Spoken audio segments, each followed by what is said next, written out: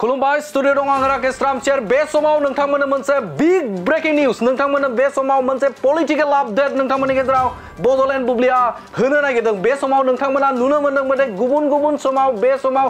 BPF राजखान्थि हानजानिफ्राय बे समाव बीपीएफ नागारनानै गुबुन समाव जगदान होनाय हाबाफारिया सोलिबाय थादों आरो बे समावनो बीपीएफ राजखान्थि हानजानि हाथिजार प्राइमारिनि दैदेनगिरिफोरा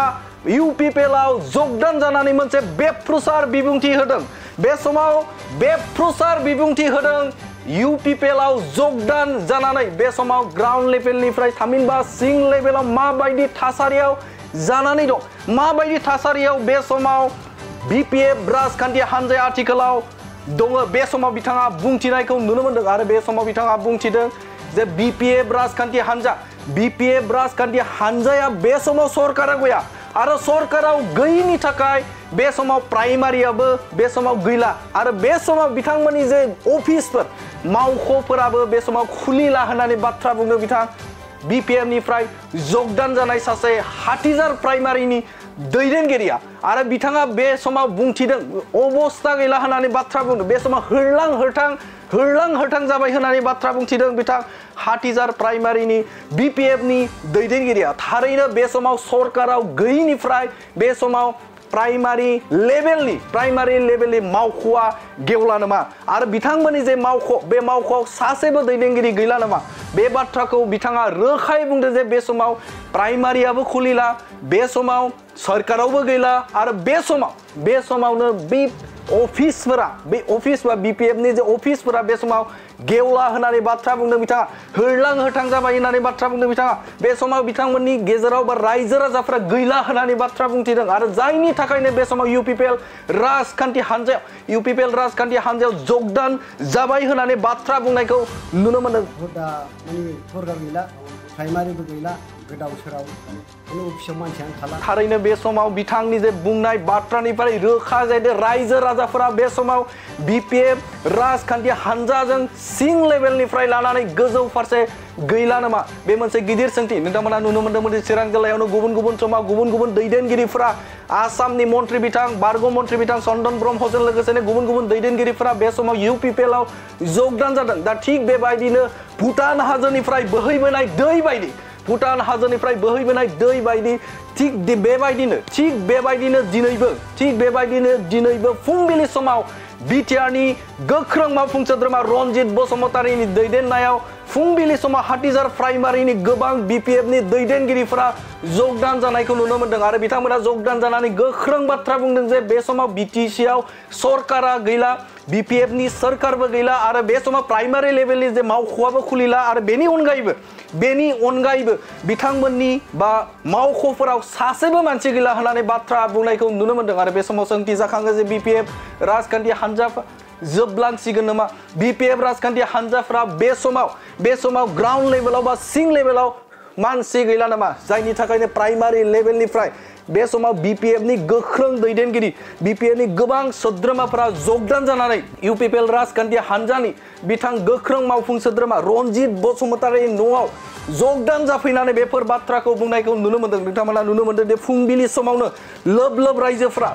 रायजो राजाफोरा बे समाव जगदान जाफैदों गावसोरखौ UPPL नो गथायफैनायखौ नुनो मोनदों आरो बे समावनो बे बाथ्राखौ बुंथिदों जे BPF राजखान्थि हानजाया सिं लेभेलाव ग्राउन्ड लेभेलाव जिर' जानो थांबाय होननानै बाथ्रा बुंनायखौ नुनो मोनदों बे समाव बिथांमोना आरोबाव मा बाथ्रा बुंदों नोंथांमोननि गेजेराव होनि आङो BPFआव दंमोन आगोलावहाय माने बै उमर सिं जेननाय समाव आं आगोलाव एबसुमोन मामा PCDR बाहाय आङो आगोलाव होबाय थादोंमोन ओमफ्राय उनाव माने उमर सिं जेननायनिफ्राय आङो BPFआव थानानै दासिमाव BPFआव दंमोन आरो ओमफ्राय दा BPFआव माने सरकार गैला हिसाबै सरकार गैयियाव थानानै मा लाब बिदि साननानै आं दा सरकारजों जयेन जानो गोसो जादों माबायदि थासारियाव सोलिगासिनो दं दा BPF दिल्लीयाथ' दा माने सरकार गैला प्राइमारिबो गैला गोदाव सोराव खुनु अफिसाव मानसियानो थाला बेफोरबायदि आरो नोंथांमोननि नुनायाव दा UPPL बिराद स्ट्रं स्ट्रं दा माबायदि मावलांनो सानदों UPPL दा UPPLजों बिदिनो जयेन जानानै बिदिनो खौसेयै थानानै बिदिनो ओंखारफानानै मा रोखोम खोनासंनानै बिदिनो थाफानदोंमोन आरो मा समस्थियाव गोग्लैयो जोंना दागगारि हाथिसार एम रन्जित बसुमतारिया बे समस्थियाव माबायदि मावदों होनना सानदों नोंथां मोजाङै मावदों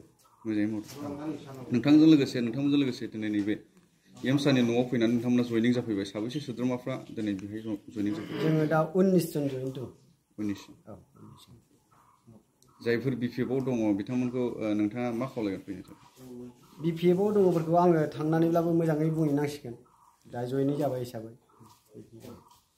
जोङो आगोलाव बिपिएफआवमोन सिगाङावबो गोदो बिदिनो नांलाय खमलाय दावराव दावसिनि समावबो जोङो गोबां खस्थ' मोनबोनाय हिसाबै दा इउपिपिएलखौनो जोङो जोबोद मोजां मोनो बेसे गोबाव बिपिएफ दलखौ सापर्ट होबोदोंमोन गोबां सापर्ट होबोदोंमोन थेवबो जोङो अनसुंथाइ मोनाखै जेबो गैया आरो गोबां नांलाय खमलाय बेनिखायनो जोङो दिनै इउपिपिएलखौ मोजां मोननानै सापर्ट होदों आरोखि जयन्त बसुमतारिया दि बे जायगानि समस्थिनि क'क्राझार लकसभा समस्थिनि सासे बिजाथि एमपिनि बिथांखौ देरहाजानो लुबैयो नामा औ देरहाजानो लुबैयो जों मोजाङाव थानो लुबैयो आरो गोजोन थासारियावल' जोंना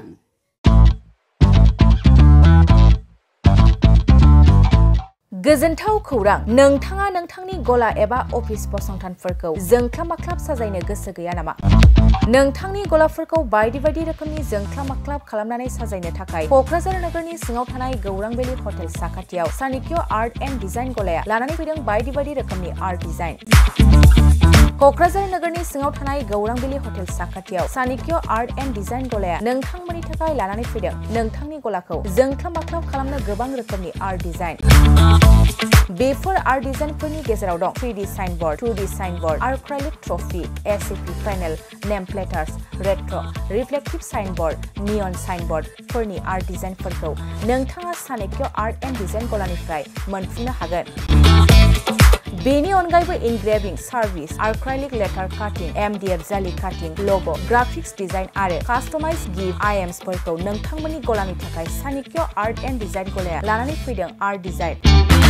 गोबां बाथ्रा मिथिनो थाखाय नोंथाङा नैबे 9706125636 6800981649 जानबुं नम्बरनि गेजेरजों खौरां लाहरनो हागोन